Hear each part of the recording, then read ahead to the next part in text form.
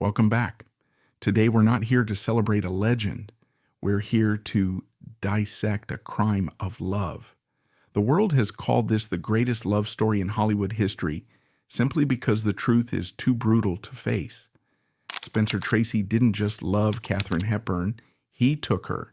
He turned the strongest, most independent woman of the 20th century into a timid nanny hiding in an elevator. This wasn't a romance.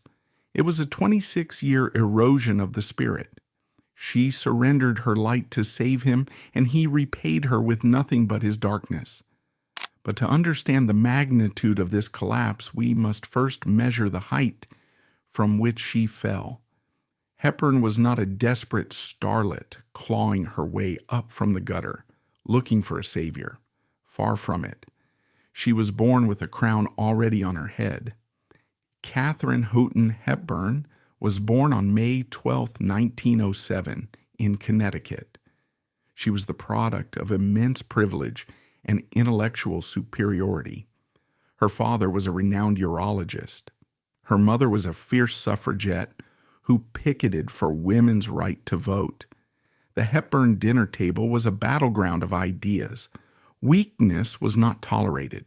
Silence was considered stupidity. Young Katharine was taught that she was the center of the universe. She was raised to believe that rules were for other people. This upbringing created an armor of arrogance that made her untouchable in Hollywood. When she arrived in Los Angeles, she insulted producers. She walked around the lot in men's dungarees. She refused to wear makeup. A crew member once stole her pants as a prank to force her into a skirt. She walked around the studio in her underwear until they returned them. She was a lioness. She did not need a man to define her worth. She had money. She had education. She had a talent that terrified her peers. Spencer Tracy was the polar opposite. He was born on April 5, 1900 in Milwaukee. He was not royalty. He was a mess. He was a brawler with a face hardened by years of anger.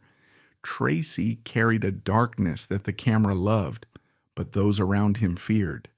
Tracy was a devout Catholic, but his faith did not bring him peace. It brought him torment. In 1923, he married Louise Treadwell. 9 months later, their son, John, was born profoundly deaf. For a man like Tracy, steeped in old-world religious guilt, his son's deafness was not a medical condition. It was a judgment. He believed God was punishing the boy for Tracy's own sins. This guilt became the fuel for a lifelong descent into the bottle. Tracy did not drink to be social. He drank to obliterate his own mind. He was a mean drunk. He became cruel and destructive and physically repulsive when the liquor took hold. By the time he met Hepburn, Tracy was already a married man, living in a self-imposed hell. He was emotionally estranged from his wife Louise. He refused to divorce her. He claimed the church forbade it. The church was his convenient excuse. Being married protected him. It gave him a respectable social front while allowing him to live like a bachelor in hotels. He drank himself into oblivion night after night. He was a man looking for a caretaker. He did not want a wife who would demand things of him. He wanted a buffer between him and the world. He needed someone strong enough to carry him, but submissive enough not to challenge him. The fatal collision happened in 1941. The film was Woman of the Year. The meeting has become Hollywood folklore. It is usually retold with a whimsical spin. It should not be. It was a warning shot. Hepburn wore high heels and her signature attitude. She looked at Tracy on the lot. She towered over him physically and socially. She looked him up and down. She smirked. She said, "I'm afraid I am a little tall for you, Mr. Tracy." It was a power move. It was Hepburn establishing dominance. She did this with everyone. Spencer Tracy did not smile. He did not laugh. He looked at her with cold eyes. He replied, "Don't worry, Miss Hepburn. I will cut you down to my size." The crew laughed. They thought it was banter. It was a threat. He made good on that promise. Over the next 2.5 decades, he did not use violence. He did not use fists. He used something far more insidious. He used her own desire to be needed against her. He saw that beneath the arrogance of the Yankee heiress was a woman desperate to serve a great cause. He made himself that cause. He presented himself as a tortured genius who needed saving. Hepburn thought she could conquer anything. She believed she was the only one powerful enough to save him.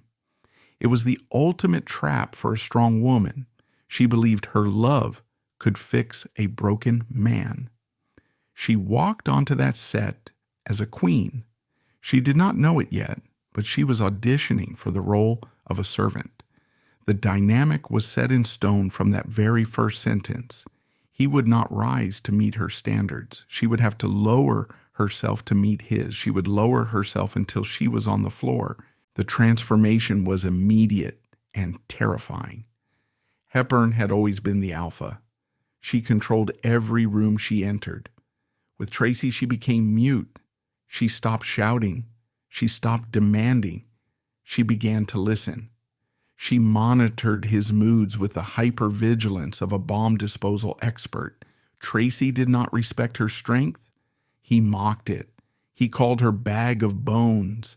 He made fun of her accent. He belittled her intelligence in front of cast and crew.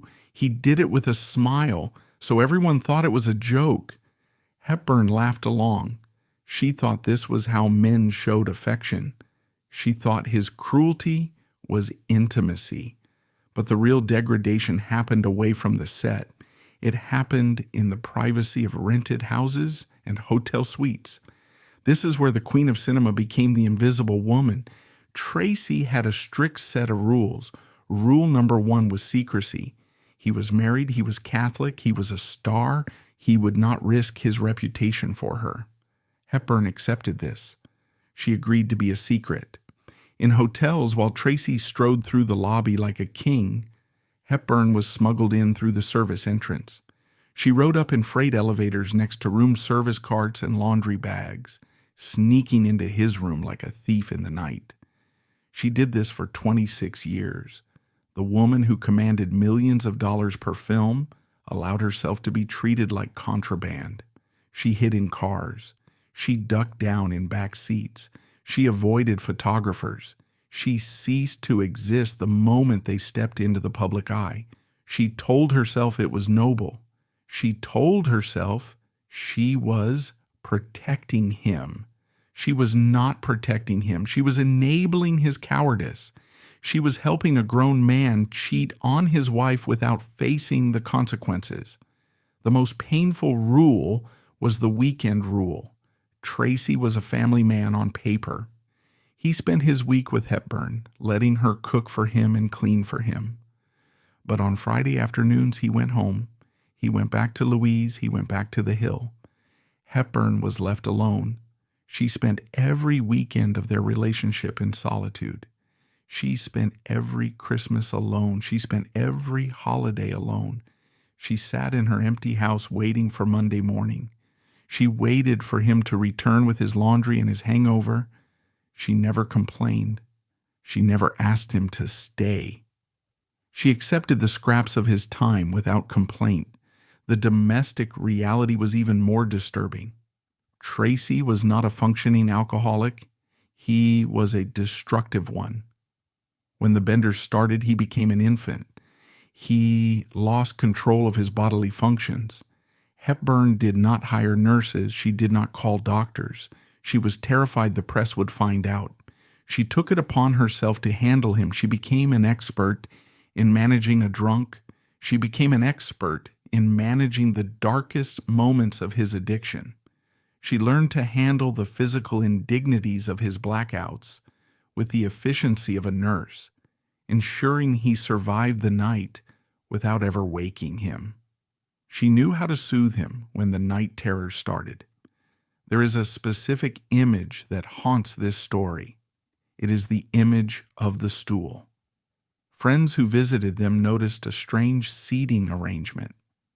Spencer Tracy always sat in the most comfortable armchair in the living room.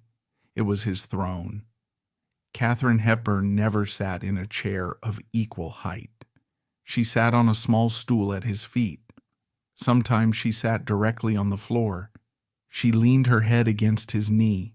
She looked up at him with total adoration. He looked straight ahead. He barely acknowledged her presence. He treated her like a loyal dog that was happy just to be near its master. This was the woman who played queens and warriors on screen. In her own living room, she physically lowered herself. She made herself smaller. She literally sat at his feet. It was a visual representation of her entire existence with him. She was the servant. He was the master. Her career began to suffer. She was at the peak of her powers, but she started turning down roles. She rejected scripts that would take her away from him. She stopped working for 5 years during the height of her fame. She did not take a break to travel. She did not take a break to rest. She took a break because Tracy was on a long, dark bender. She stayed home to make sure he did not kill himself. She sacrificed her art for his addiction. She traded her legacy for his laundry. Tracy did not appreciate this sacrifice. He expected it. He was a man of his time, but he was also a narcissist. He believed it was a woman's job to serve him. It did not matter that the woman was Katharine Hepburn. To him, she was just another person who owed him comfort. He manipulated her with silence. If she did something he disliked, he did not yell. He just stopped talking to her. He would stare at a wall for hours. He would ignore her questions. He punished her with the withdrawal of his attention. Hepburn panicked. She would do anything to get him to look at her again. She apologized for things she had not done. She cooked his favorite meals. She degraded herself to break his silence. He owned her. He owned her mood. He owned her schedule. He owned her self-esteem.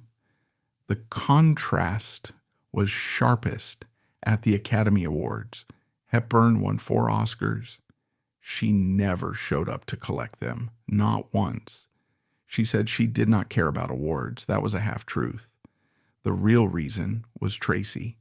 Spencer Tracy was nominated 9 times. He won twice early in his career before he met her. But in their years together, as her star rose, his began to fade. He became bitter. He was jealous of her success. He resented her acclaim. Hepburn knew this. She knew his ego was fragile. She knew that if she stood on a stage and accepted a gold statue while he sat in the audience a loser, he would punish her. He would drink. He would go silent. So she stayed home.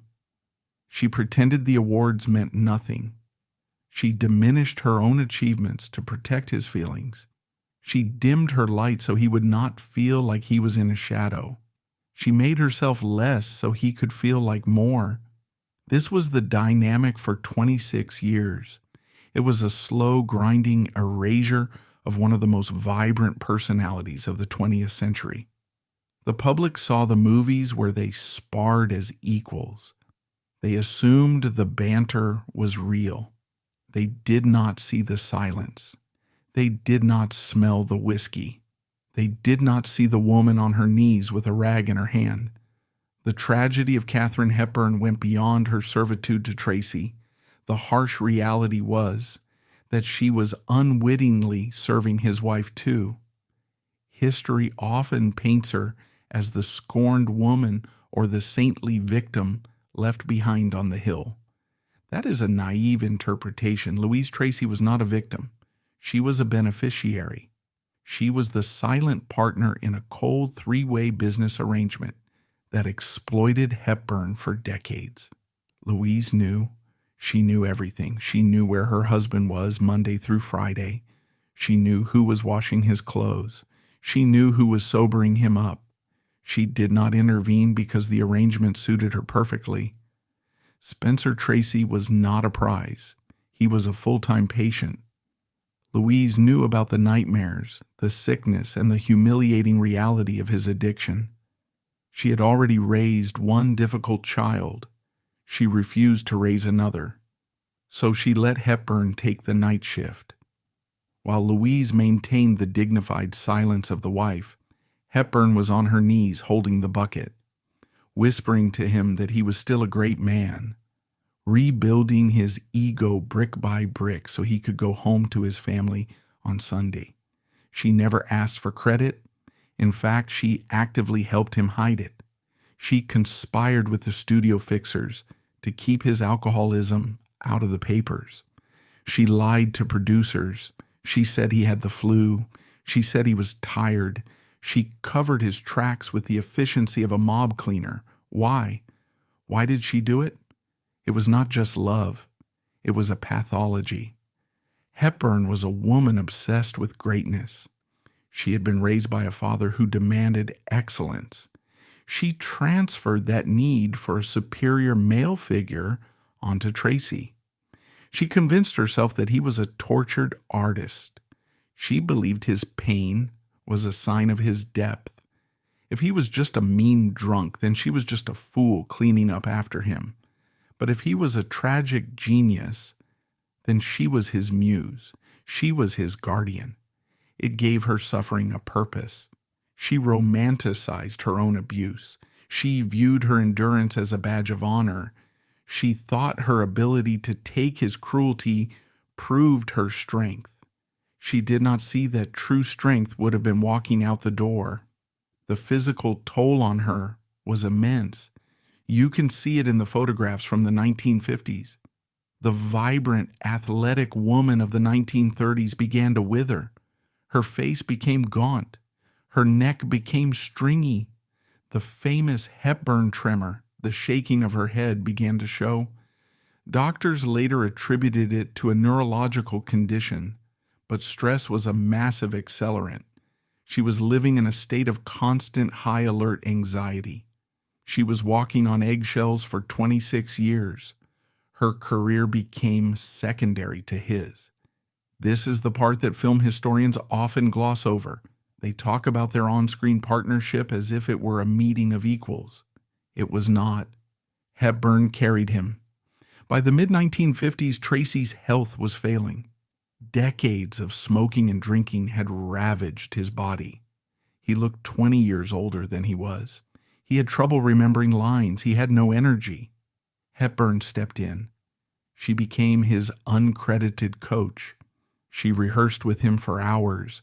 She fed him his lines. She positioned herself on screen to make him look better. She adjusted her lighting to complement his. She chose projects that suited him, not her. When they filmed Desk Set in 1957, Tracy was exhausted. Hepburn had the energy of 10 people. She compensated for his lethargy. She injected life into the scenes. She made the audience believe he was still the sharp, gruff bear of a man they loved. She was propping up a corpse. She even gave up top billing. In their films, she demanded that his name come first, Spencer Tracy and Katharine Hepburn. Never the other way around. She told the press it was because he was the bigger star. That was a lie. She was the bigger star. She had more Oscars. She had more box office draw. She put his name first to soothe his insecurity. She made herself second to keep him happy. There was a cruelty to Tracy that went beyond neglect. He enjoyed humiliating her. He knew she was desperate for his approval, so he withheld it. He rarely complimented her acting. She would deliver a performance that stunned the world, and he would often respond with a grunt or a sarcastic tease. He knew that withholding praise kept her starving for his approval. He kept her working harder, forever trying to earn the validation he refused to give. He mocked her appearance.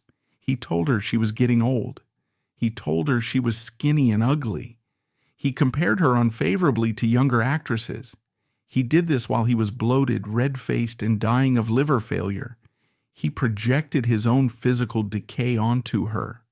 And she took it. She tried harder. She dressed to please him. She wore her hair the way he liked. She became a chameleon for a man who was colorblind. The ultimate betrayal was financial. Tracy made millions of dollars in his career. Hepburn made millions. But they never shared a bank account. They never bought property together. Tracy sent his money to Louise. He paid for the hill. He paid for his wife's lifestyle. He paid for the silence. Hepburn paid for everything else. She paid for the rental houses where they met. She paid for the food he ate. She paid for the gas in the car she used to drive him around. She subsidized her own affair. She paid for the privilege of being his servant. Tracy never gave her a ring, not a diamond, not a band, nothing. Yet he remained bound to Louise by something stronger than gold, guilt and Catholic dogma. He wore the invisible weight of his marriage every day, using it as a shield.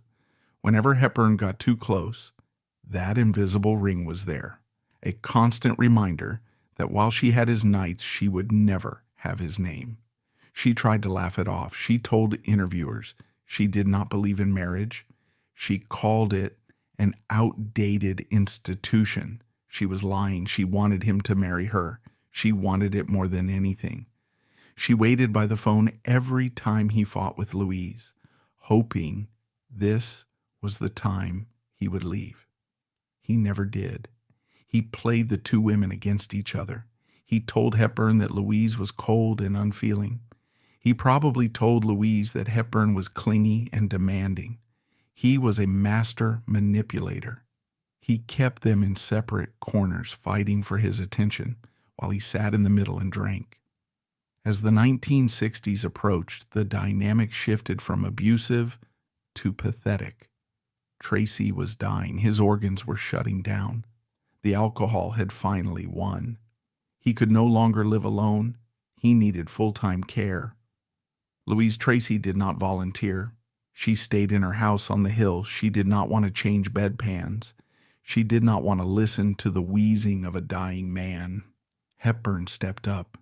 She moved into a small guest cottage with him in Beverly Hills. She quit acting completely. She vanished from the screen for 5 years. She became a full-time nurse. This was not the romantic nursing of the movies. This was grim reality. Tracy was incontinent. He was confused. He was angry.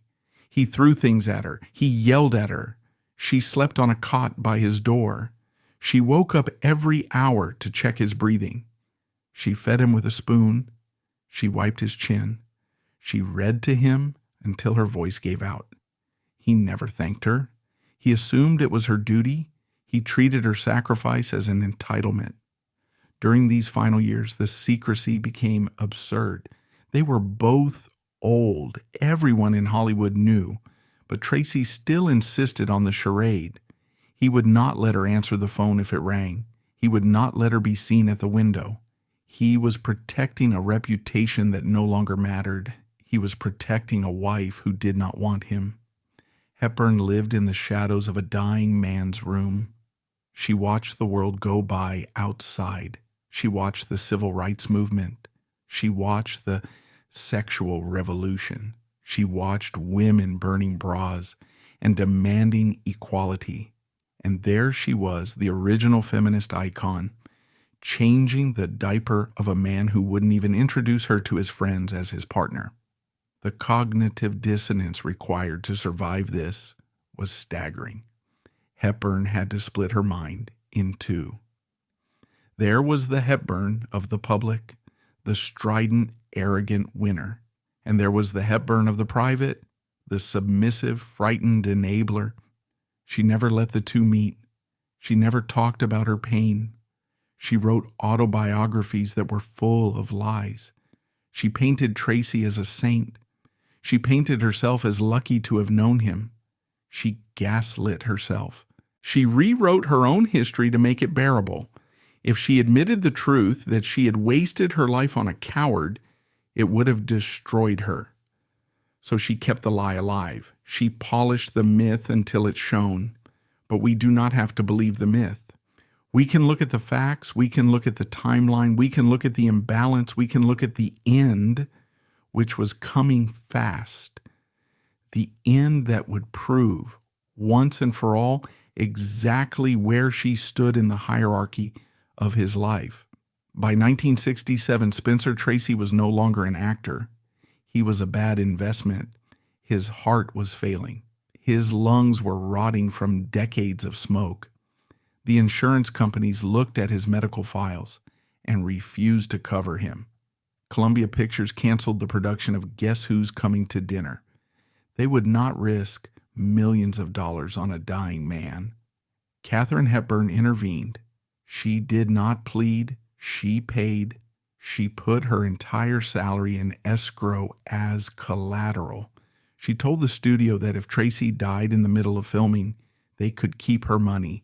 She was not just his co-star. She was his insurance policy. She leveraged her entire financial future on the failing heartbeat of a man who still went home to his wife on weekends. The production was a slow-motion medical emergency disguised as a comedy. Tracy could only work 3 hours a day. Any more than that, and he would turn gray. Hepburn turned the set into a nursing home. She arrived early to check the air conditioning. She arranged chairs every few feet so he could collapse safely. She stood off camera during his close-ups and mouthed the words to him because his brain could no longer retain the dialogue. She was terrified. On screen, the emotion looks deep. In reality, she was looking at a dying man. The audience thought they were watching a scene. In reality, they were witnessing a woman saying goodbye to a dying man. The tears in her eyes were not for the script. They were for the reality that the man she served was fading out. The famous final monologue of the film is often cited as a declaration of their love. It was mechanical. Tracy read the speech off cue cards. He was not thinking about passion. He was thinking about oxygen. When the scene wrapped, he grabbed the director's arm and said, "I think I did it." He meant he survived. He went home to the cottage Hepburn had rented for them and told her he was done. 17 days later, the bill came due. It was 3 a.m. on June 10th, 1967. The house was silent. Hepburn heard the sound of a cup shattering on the kitchen floor. Then she heard a heavy thud. She ran to the kitchen. Spencer Tracy was lying on the linoleum. He had gone to get a glass of milk. His heart had finally exploded. He was dead before he hit the ground. Hepburn dropped to her knees. She lifted his heavy head into her lap. She checked for a pulse that was not there. She sat alone in the cold light of the refrigerator, holding the body of the man who had controlled her existence for 26 years. There were no cameras. There was no applause. Just a dead man in pajamas and a woman in a nightgown sitting in a puddle of spilled milk. This was the moment of truth. In a legitimate relationship, the grieving partner calls the doctor. They call the police. They claim the body. Hepburn could not do that. Even as a corpse, Spencer Tracy belonged to Louise. Hepburn had to make a choice. She could declare herself. She could finally step into the light. She did not. She panicked. She reverted to her training. She reverted to the servant. She cleaned up the milk. She made sure the scene looked respectable. She erased herself from the room. Then she made the phone call that defined her entire life. She picked up the receiver and dialed the house on the hill. She called the wife. Her voice was steady. She said, "He is gone, Louise. You have to come." She summoned the rightful owner to collect the property. The next hour was a macabre piece of theater. Hepburn packed her bags. She hid her toothbrush. She hid her clothes. She sanitized the house of her presence. When Louise Tracy arrived, Hepburn met her at the door. It was the confrontation of the century. The mistress and the wife, the worker and the owner. There was no screaming. There was no drama. It was a business transaction. Hepburn handed over the body. Louise walked in and took charge. She called the undertaker. She called the priest. She began the process of turning Spencer Tracy back into the respectable Catholic family man. Hepburn stood in the corner. She watched strangers swarm the house. They moved around her as if she were a piece of furniture. She had no legal standing. She had no say in the funeral home. She had no say in the clothes he would wear. She was just the woman who found the body. When the coroner's van arrived, they loaded Tracy onto a gurney. They wheeled him out the front door. Hepburn watched the van drive away. She was left alone in the empty cottage. He was gone. He had taken her identity with him. The erasure continued in the days leading up to the funeral. The press reported that Spencer Tracy died of a heart attack. They mentioned his grieving widow, Louise. They mentioned his children. They barely mentioned Katharine Hepburn. Behind the scenes, a cruel negotiation took place. Hepburn wanted to attend the funeral. She felt she earned that right. She had cleaned his vomit. She had managed his tantrums. She had paid his bills. Surely she could sit in a pew. The answer from the Tracy family was a hard no. Louise Tracy reclaimed her territory. She decreed that the funeral was for family only. Katharine Hepburn was not family. Hepburn pleaded. She appealed to mutual friends. The answer remained the same. Her presence would be inappropriate. It would cause a scandal. The appearance of propriety was more important than the reality of human connection. On the day of the funeral, Katharine Hepburn got into her car. She did not drive to the church. She drove to the mortuary before the body was moved. She had 15 minutes alone with the closed casket. She could not see him. She helped the workers lift the heavy casket into the hearse. She strained her back, using her physical strength one last time to serve him. Then she got back in her car. The hearse began to move. A procession of limousines followed. Inside were Louise, the children, the executives, the famous friends. Hepburn started her engine. She followed the procession. She kept a distance of 2 blocks. She was a ghost trailing the living. She watched the long line of black cars snake through Los Angeles. When they reached the church, the procession turned into the gates. Hepburn stopped her car. She watched the gates close. She could not go in. She turned her car around and drove home alone.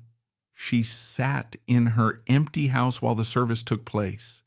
She sat in silence while the eulogies praised a faithful husband. She knew they were burying a fiction. They buried a fiction. A few days later, the silence became unbearable. Hepburn felt a desperate need to connect with the only other person who understood the weight of Spencer Tracy. She convinced herself that Louise might soften. She picked up the phone again. She called Louise. She said, "I want to be your friend. You and I are the only ones who knew him." She wanted validation. She wanted the wife to thank the maid. Louise Tracy did not miss a beat. According to Hollywood lore, she delivered a crushing final blow. It is reported that she said, "I thought you were just a rumor." Hepburn froze. It was a strategic lie. Louise stripped Hepburn of her history. She reduced 26 years of sacrifice to gossip. She told Hepburn that in the official record of the Tracy family, she did not exist. She was nothing. She was a whisper in the hallway. Hepburn hung up the phone. She never spoke to Louise Tracy again. Tracy left no will. He left everything to Louise. Hepburn received nothing, not a dollar, not a memento. She had to beg friends for his old scrub brush just to have something that belonged to him. The days following the funeral were defined by a specific kind of silence. It was not the peaceful silence of closure. It was the silence of unemployment. For 26 years, Katharine Hepburn had a full-time job. Her job title was Spencer Tracy. She managed his moods, she managed his diet, she managed his ego, she managed his secrets. Now the employer was dead, the position was terminated, she was fired by mortality and erased by the widow. She woke up in the morning and had no one to serve. She had no one to cook for. She had no one to hide from. The freedom was terrifying. She sat in her house in Los Angeles and realized she did not know who she was without him. She was 60 years old. She was single. She was childless. She was alone. The world moved on with brutal speed. The newspapers stopped talking about the tragedy of Spencer Tracy. They went back to politics and war. Louise Tracy went back to the Hill. She played the role of the dignified widow to perfection. She founded a clinic for deaf children in her husband's name. She cemented her status as the saintly matriarch. Hepburn watched this from a distance. She saw Louise receive the sympathy cards. She saw Louise receive the flowers. Hepburn received nothing. She could not even visit the grave openly. Spencer Tracy was buried at Forest Lawn Memorial Park. It was a public place, but for Hepburn it was enemy territory. She knew that if she went there and cried, she would be seen. The press would write about the mistress weeping over the family man. She would not give them that satisfaction. She grieved in her living room. She talked to the walls. It was a textbook case of Stockholm Syndrome. Instead of hating the man who imprisoned her, she deified him. She started a campaign to turn Spencer Tracy into a god. She gave interviews where she described him as the greatest actor who ever lived. She described him as a man of deep spiritual complexity. She never mentioned the urine. She never mentioned the verbal abuse. She never mentioned the fear. She polished the image of her captor until it shone like a diamond. This was a survival mechanism. If Spencer Tracy was just a mean drunk who cheated on his wife, then Katharine Hepburn was a fool who wasted her life. But if Spencer Tracy was a tortured genius, then Katharine Hepburn was the guardian of a national treasure. She had to believe the lie to live with the loss. She went back to work not for the art, but for the noise. She needed to drown out the silence in her head. She signed on to play Eleanor of Aquitaine in The Lion in Winter. The role was perfect. Eleanor was a queen imprisoned by her husband. She was a woman of immense power who was locked in a tower by a man she loved and hated. Hepburn understood this in her bones. She did not have to act, she just had to remember. She poured 26 years of repressed rage into that performance. She screamed, she cried, she clawed at the walls. The critics were stunned. They said it was the performance of a lifetime. They gave her another Oscar. They did not know they were watching a woman having a nervous breakdown on camera. During the filming, she barely slept. She was manic. She swam in the freezing Atlantic Ocean every morning. She rode bicycles until her legs burned. She tried to exhaust her body so her mind would stop thinking about the empty chair at the breakfast table. She formed a bond with her co-star Peter O'Toole. He was a drinker. He was wild. He reminded her of Tracy. She mothered him. She started the cycle again. She tried to fix him. O'Toole revered her, but he also saw the damage. He saw the tremor. By now, the tremor, which had begun as a subtle sign of stress decades earlier, was impossible to hide. Her head moved constantly. Her voice wavered. While doctors diagnosed it as an essential tremor, to those watching closely, it looked like the physical manifestation of holding her breath for 30 years. Another Oscar win came for The Lion in Winter. Yet, consistent with the silent vow she made decades earlier, the podium remained empty. She stayed home, letting the applause fade into the distance, preferring the company of the ghost in her bedroom over the adoration of her peers. She sat in her house and looked at the photo of Spencer Tracy she kept on her bedside table. It was the only man allowed in her bedroom. She began to talk to the photograph. She told him about her day. She asked him for advice. She kept him alive as a ghost because the ghost was easier to manage than the man. The ghost did not drink. The ghost did not yell. The ghost was finally hers. In the 1970s, Katharine Hepburn transformed into a new character. She became the great dame of cinema. She wore high collars and men's hats. She gave prickly interviews. She scolded reporters. She created a persona that was tough and independent. It was a suit of armor. She wanted the world to see her as iron so they would not see the rust underneath. She refused to talk about the nature of her relationship with Tracy. When asked, she would say simple things. She would say, "I loved him and he loved me." She shut down any inquiry into the mechanics of the affair. She guarded the secret of her servitude with the ferocity of a watchdog. But the servitude did not end with his death.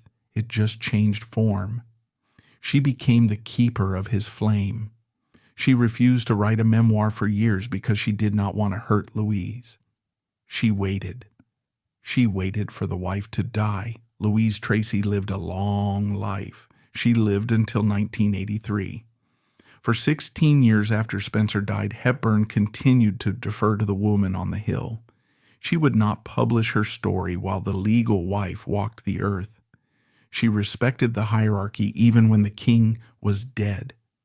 During these years, she worked constantly. She made movies for television. She made Rooster Cogburn with John Wayne. She made On Golden Pond. That film was another exercise in therapy. She played the devoted wife of a cranky old man. Henry Fonda played the husband. The dynamic on screen was a sanitized version of her life with Tracy. She waited on him. She soothed him. She tolerated his grumpiness with a smile. The audience ate it up. They gave her another Oscar. It was her fourth. She did not show up to collect that one either. The irony of her later career was bitter. She became famous for playing strong matriarchs. In reality, she was a woman who had never been allowed to be a mother or a wife. She was playing dress-up. She was acting out the life she was denied. She projected strength to hide the fact that she had been stripped of her agency. Young women looked up to her. They wrote her letters. They said, "I want to be independent like you." Hepburn read these letters and said nothing. She did not tell them the truth. She did not tell them that independence is lonely. She did not tell them that she would trade all 4 Oscars for 1 wedding ring. She started to lose her friends. George Cukor died. Cary Grant died. The people who knew the truth were disappearing. She was the last witness to the crime. She had a choice. She could tell the world what really happened. She could expose Spencer Tracy for the coward he was, or she could take the secret to the grave. She chose the middle path. She chose to tell a half-truth. In 1991, long after Louise's death, Hepburn finally wrote her autobiography, Me, Stories of My Life. It was a bestseller. Everyone bought it, hoping for the dirt. They were disappointed. The book was a love letter to Spencer Tracy. It was full of anecdotes about his brilliance. It glossed over the drinking. It framed her caretaking as a noble choice. She wrote about sleeping on the floor outside his room. She presented it as an act of devotion. She did not see it as an act of degradation. She was still protecting him. She was still cleaning up his mess from beyond the grave. But there were cracks in the narrative. In rare, unguarded moments, she let slip the depth of her pain. In a documentary, she looked at the camera and said, "I have no idea how he felt about me. I really don't." It was a devastating admission.